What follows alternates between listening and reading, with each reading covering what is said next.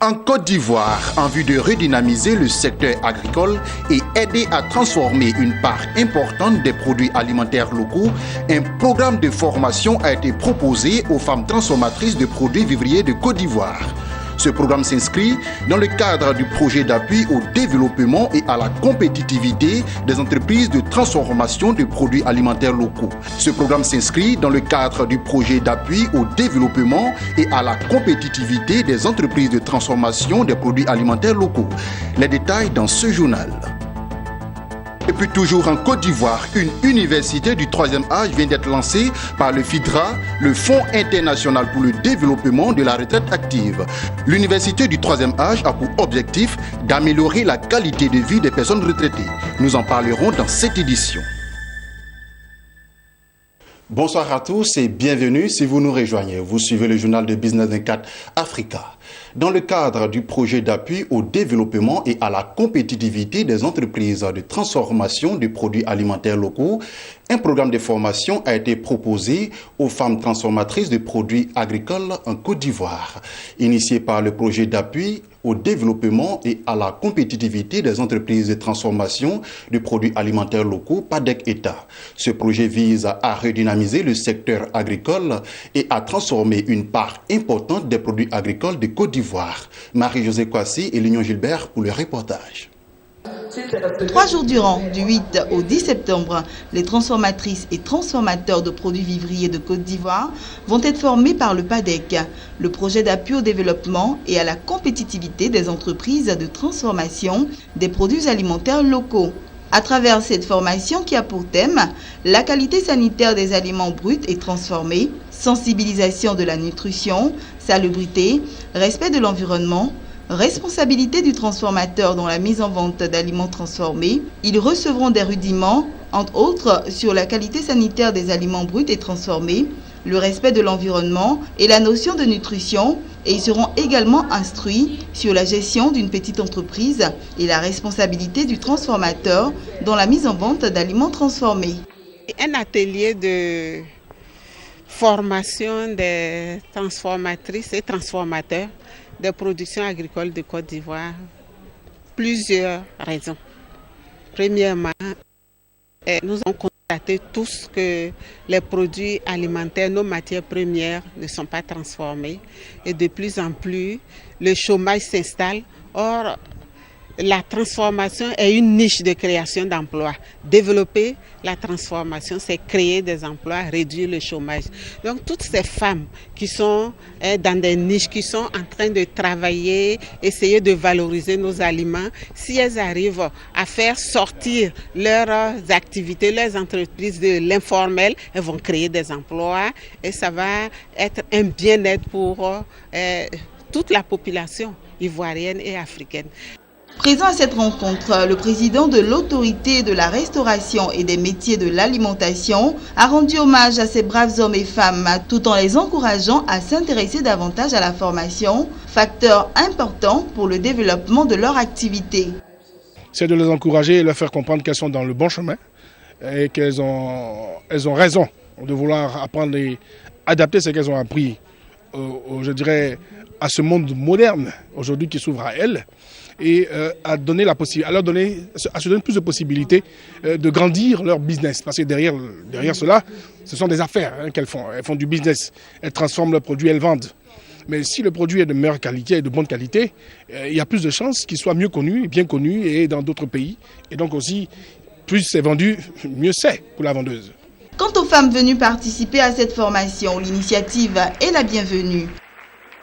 Nous sommes très heureuses d'être là aujourd'hui.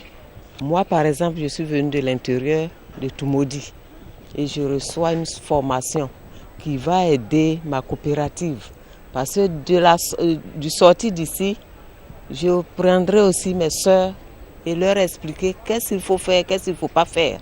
Ça va nous aider. Son importance est très grande et cette formation va apporter aux femmes des ressources utiles pour l'éducation des enfants, pour leur action dans le développement de la Côte d'Ivoire et dans l'épanouissement de la femme. Les femmes travaillent beaucoup, mais il faut qu'elles se forment. dans tous les niveaux. À tous les niveaux, il faut qu'elles soient formées, surtout concernant l'alimentation. Il faut que nous soyons bien formés parce que la plupart de nos maladies viennent de ce que nous mangeons. Le projet d'appui au développement et à la compétitivité des entreprises de transformation des produits alimentaires locaux, PADEC, est un programme régional portant sur 3 États, dont la Côte d'Ivoire, le Mali et le Burkina Faso. Pour l'instant, seules les céréales sont concernées par ce projet. Toujours en Côte d'Ivoire, le FIDRA, le Fonds international pour le développement de la retraite active, vient de procéder au lancement de l'université du 3e âge. Au cours d'une conférence de presse animée ce jeudi à Abidjan, les initiateurs de ce projet assurent que cette université va permettre aux personnes retraitées d'échanger et de mettre leur expérience au service de la société. Ceci dans l'objectif d'améliorer leur qualité de vie. Lawani Babatunde et Marie Serri. En Côte d'Ivoire, le dernier recensement de la population estime à environ 200 000 le nombre de personnes qui ont fait valoir le droit à la retraite. Dans son combat qu'il mène pour un regard positif sur la retraite, le FIDRA, le Fonds international pour le développement de la retraite active, a initié l'université du 3e âge, une plateforme de réflexion sur les problématiques du vieillissement actif et les questions relatives à l'amélioration du cadre de vie de personnes du 3e âge.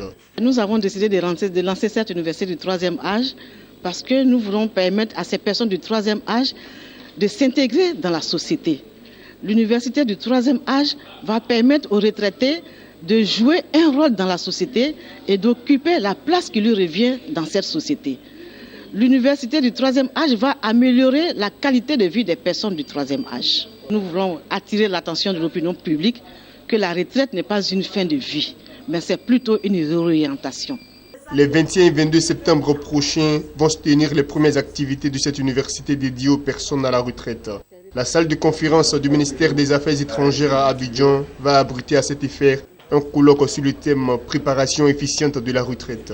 Les retraités vont réfléchir sur des thèmes qu'ils ont identifiés dans le cadre de l'amélioration de leur qualité de vie. Et à l'issue des travaux, les résolutions retenues seront soumises à un groupe de facilitation qui aura à charge de mener les différentes négociations pour leur mise en œuvre. En plus de l'université du 3e âge, le FIDRA mène d'autres actions au bénéfice des personnes retraitées. C'est le cas de la journée de la retraite active. La 3e édition aura lieu le 29 septembre prochain au Palais de la Culture à Abidjan. 4500 participants sont attendus à l'événement.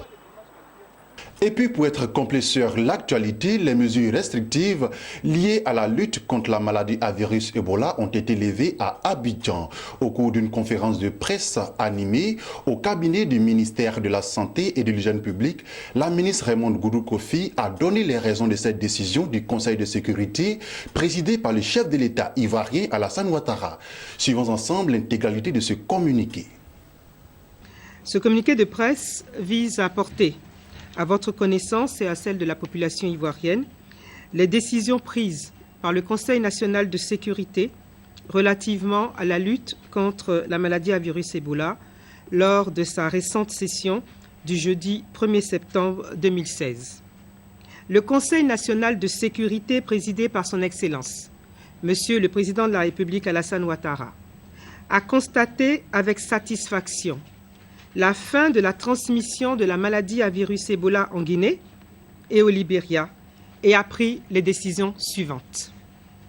La réouverture des frontières terrestres avec la Guinée et le Libéria. La fermeture de l'aéroport spécial dédié aux passagers en provenance des pays affectés par la maladie à virus Ebola. La surveillance continue des menaces sanitaires par le renforcement du dispositif de veille. La poursuite de la sensibilisation des populations sur le respect des mesures préventives, à savoir 1. Le lavage régulier des mains avec de l'eau et du savon. 2.